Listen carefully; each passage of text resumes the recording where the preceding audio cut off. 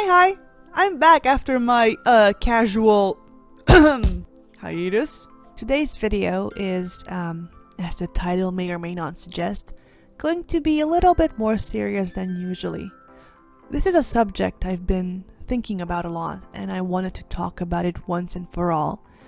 If you'd rather watch the speed paint video without hearing me ramble about the quite serious topic I find important, then you're more than welcome to either slap some music on and watch the video without my voiceover, or if you feel uncomfortable about it, then do not watch this video at all. Have fun, guys, and I hope you enjoy the video. At this point, I've now been asked several times about how to make webcomics and tips and tricks on whatever, and well, I mean, the most popular video I've ever made was a sort of insight on my process, which by the way now is a little bit outdated. I don't remember exactly when I made it, but it was quite a while ago, and I am just a lot more efficient since then. But there's one thing that I don't think I've addressed as much as I wanted to. I mention it all the time, and it's, I'm pretty sure I mention it in every single video I've made so far, or author's note I have ever made. And, well, even the story itself goes into some of the things that personally occupy my mind, even in the sense of like anxieties and stuff like that. But this time in this video, I just want to sort of talk about what it's like, the mental health journey basically that I've been on since the start of writing Lemon Soda and Coffee, and that I still am in. It's not over or anything. I just want to talk about it and just explain to you how, for me personally, it affected me to basically be alone in a basement to write a story that a lot of people say that it's like uplifting for them and everything, which when I explain to you how it hasn't always been that way for me during this whole 2 years or whatever that I've been posting this story. Like, if you just look at the surface of Lemon Soda and Coffee, it's a slow burn slice of life story, and it's doesn't look that deep on the surface, and it wasn't really supposed to be either, like I've said probably a lot of times.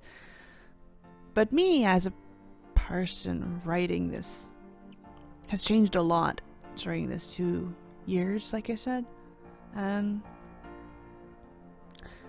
I don't think it's always been very good. So yeah, that's what I'll be unraveling in this video. Before I go any further, I just want to say that everything I will say is solely based off of my own experience with creation and working as a webcomic author for 2 years. This is really just all of my observations and just sort of a reflection of how I've changed as a creator, and as well as my attitude towards my own well-being. And yeah. First off, why do I want to talk about this? It is a quite personal topic, but I think I want to let any future person who might want to make a comic to consider what I've experienced, and I don't know, maybe it's a bit pretentious to say, but maybe to let it serve as a little bit of a quote-unquote be careful message. I am by no means an expert, and I can only speak of my own experience with dealing with anxieties. I don't know how to call them, but that seems to sum it up pretty well. There's a lot of things I had time to think about during these 2 years, and it is nowhere near perfect, but yeah. First off, let me paint you a picture of what I was like when I first started posting lemon soda and coffee. I was pretty much fresh out of college, and when you go to school for, I don't know what, 10 plus years, it's so very natural that you will always see new faces and be surrounded by people, whether on the school bus or public transportation, in the classroom or the cafeteria.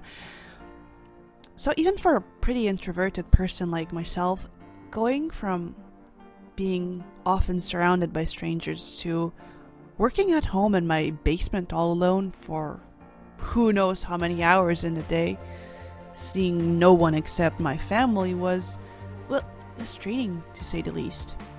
Not only that, but when lemon soda coffee started to be posted, it was also the beginnings where all the lockdowns were starting to pop up everywhere, and I literally could not go out. I did not have a driver's license, and I didn't want to drive either. And all of 2020 and part of 2021, Lemon Soda and Coffee was written by a person who felt sort of trapped.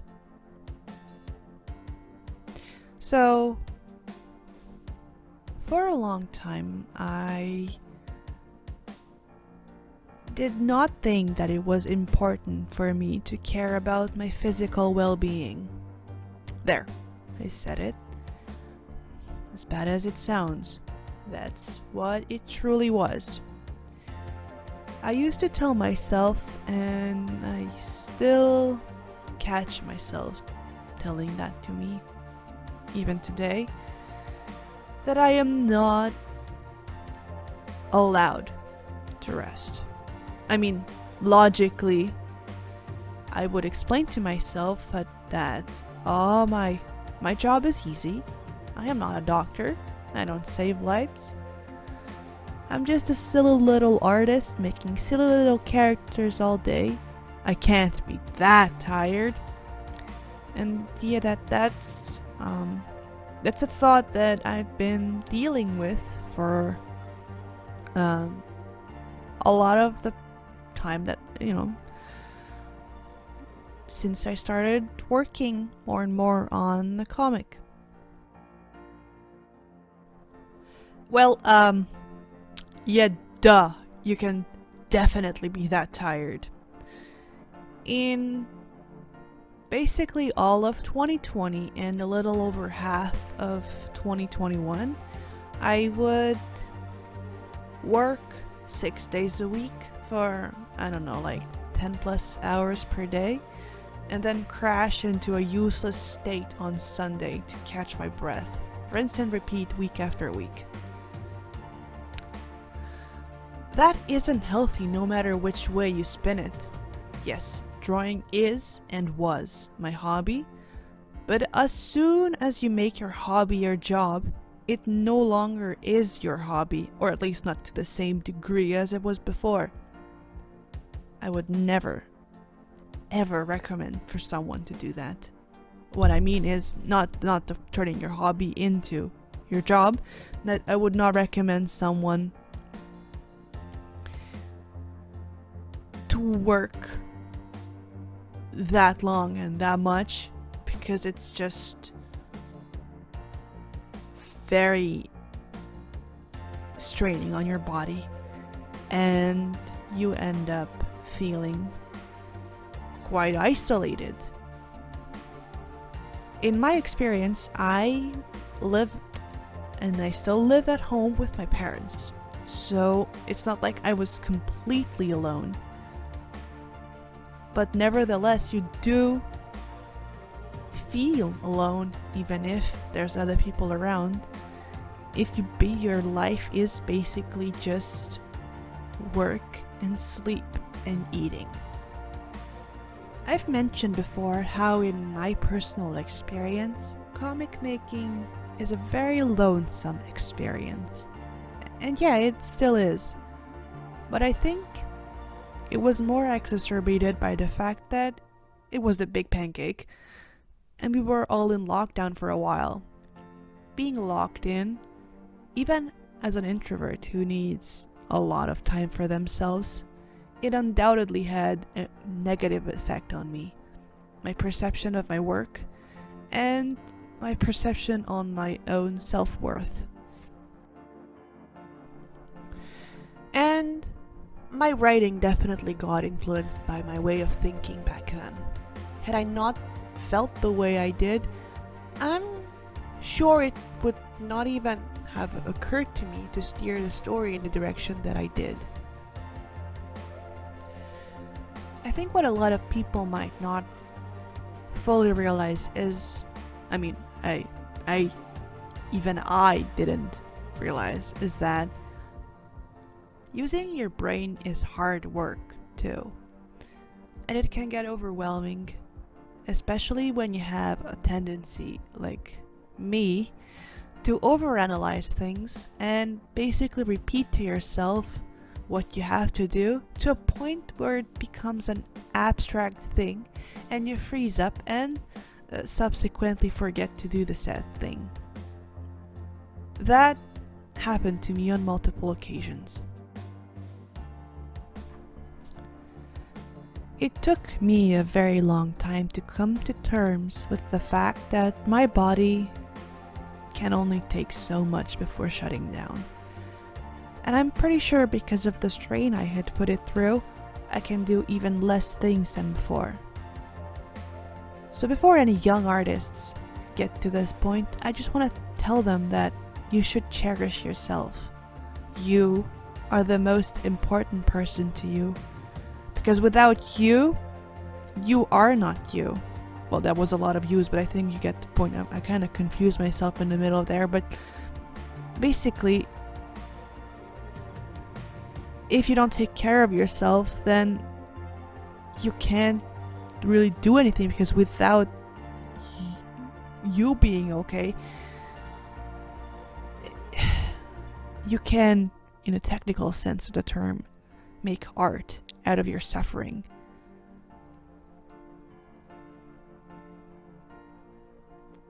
But is it worth it? I can't say I'm perfect at this yet either. Just when I took my 2-week break some time ago, I did have moments where my guilt of relaxing would turn into a paralyzing panic.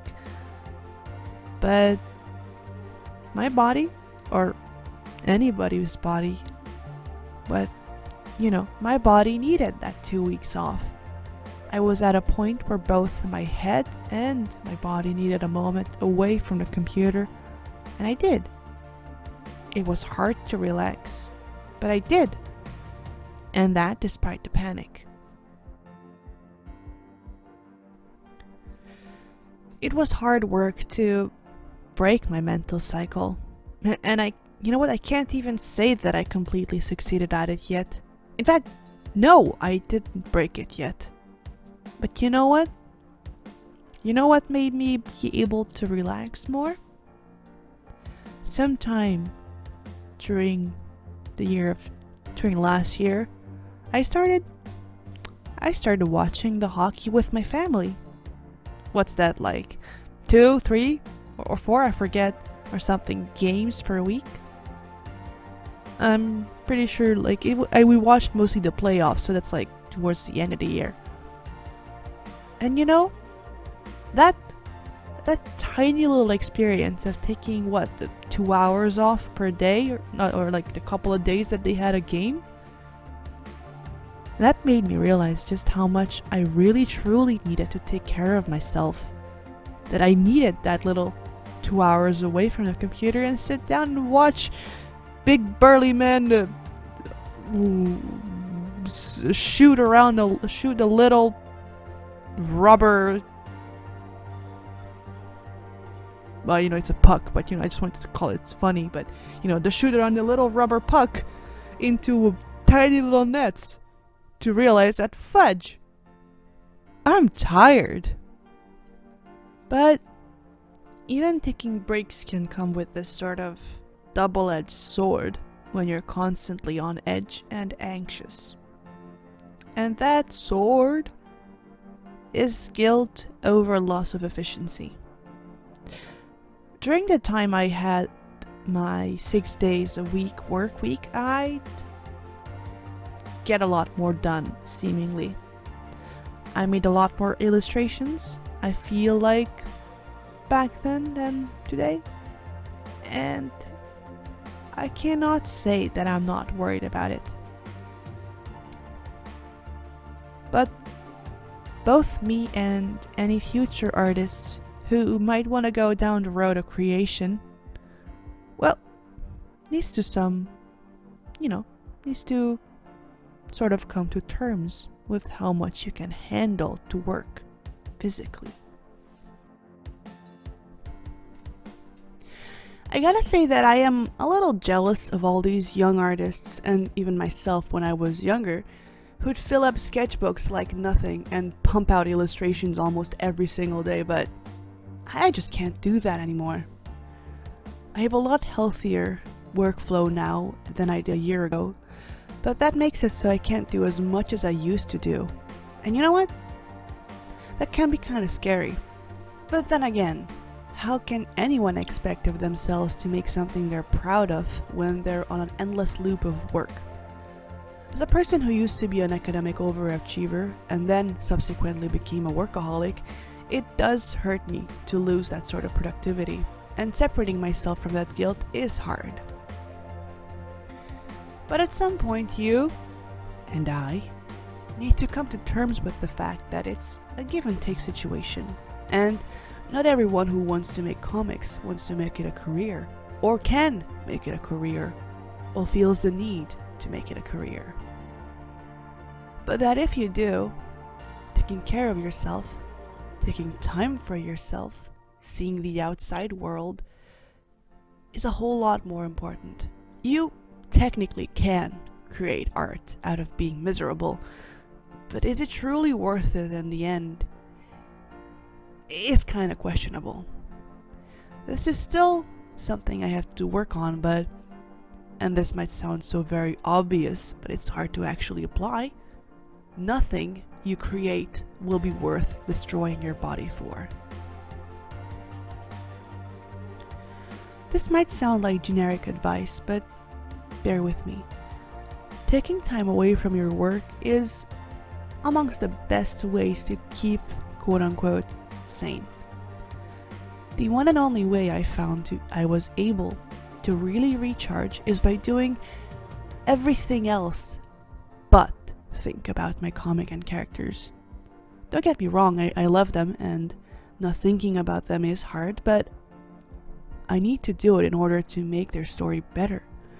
The best moments, the best dialogue, and the best scenes I've ever come up with were all stuff I thought about right before falling asleep. You know why?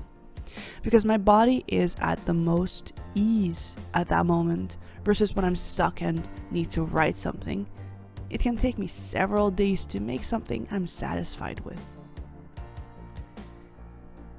And I've been thinking about these characters for the past, well, I guess it's been 3 years, but technically I've started writing a story before that, so let's say like 4-ish years.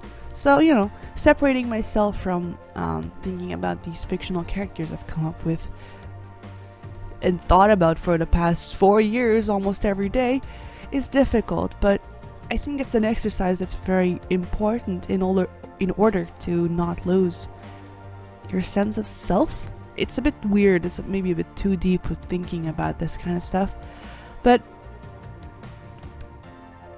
you gotta get, and I don't know about other artists, but I gotta get reminded of the fact that I have a life outside of my comic and characters. Like, yes, it's my job, and my job is to think and come up with the story for these characters, but that's not the only thing in my life, and I don't want it to be the only thing in my life that's going on. And I think it's a fair thing to wish for yourself as an adult and everything. So really, separating myself from the story and just turning my brain off every once in a while is really the thing that makes me be able to continue come up with their story. Otherwise, I'd just be stuck in this weird fantasy world where I'm just in a constant loop of working.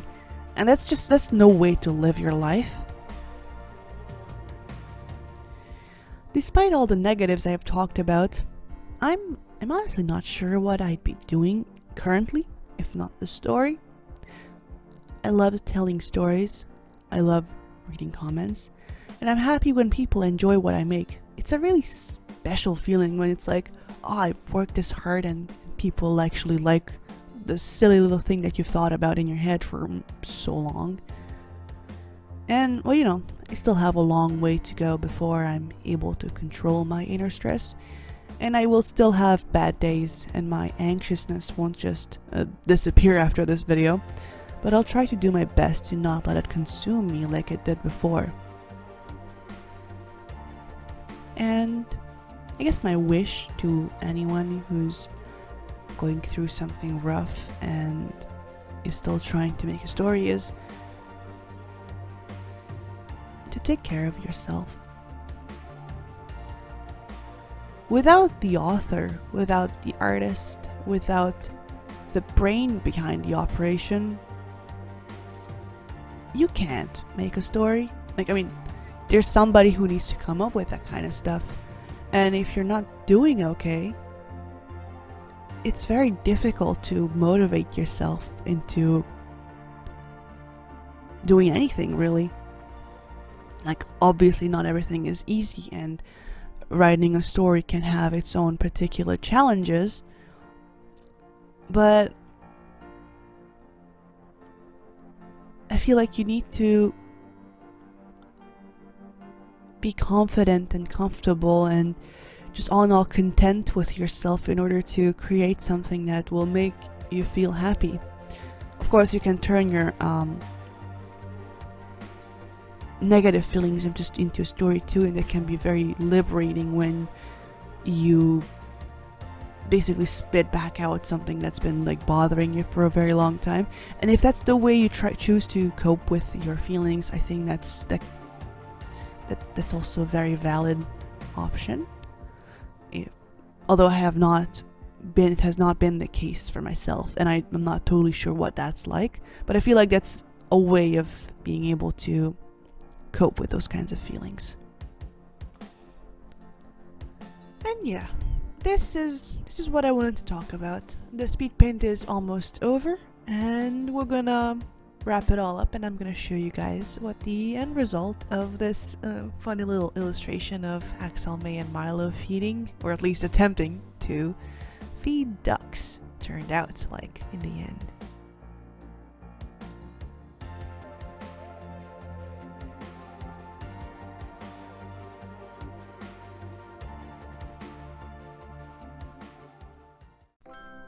As always, here's my Patreon, where you can find this illustration and many others in full HD, as well as my Redbubble store, where a couple of them have become prints of different types. And thank you very much to all of my patrons, including Savannah, Robert, Beth Linkert, Connor McGrath, Friendly Neighborhood School Counselor, Thaddeus Linville, DB_Explorer, Freak Show, Sage, Michael Hepburn, Vito, Olivia Carlisle, N. Benito, BTB422, Bukwarmai, Bran, Rob Hamill, Vicky Chang, Emily Newell, Drake, Francisco Rodriguez, Jorge Gutierrez, Naveen Thomas, Brash Cyrus, Digipal DK, Bry E, Sample Tax 7, True, Erin Music Box, Cooper C, Julia Heller, and Samuel McCarty.